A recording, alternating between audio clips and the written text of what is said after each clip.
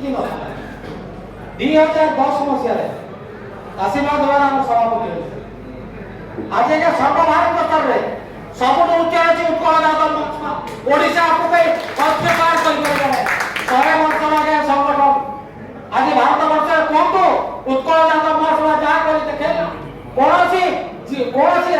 केवे कर आगे तेणु आम संगठन बहुत दूर ये दुईटा कथा तृतीय कथा किए कौन गोपाल समाज करी किए कौन कृष्ण समाज करी किए कौन गोविंद समाज करी आज्ञा ये समाज 100 वर्ष पूर्ति पालन करा अच्छी कौन समाज 100 वर्ष पूर्ति पालन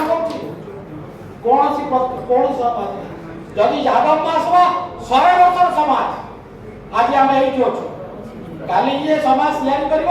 सी अनेशत वर्ष गले आम स्थिति की आसो तेणु से संगठन लगे वृथा जानी रखा दरकार और मन रखा दरकार और विशेष कुछ कहबे कारण आम समूह खाइबार समस्त खाइबा जय यादव।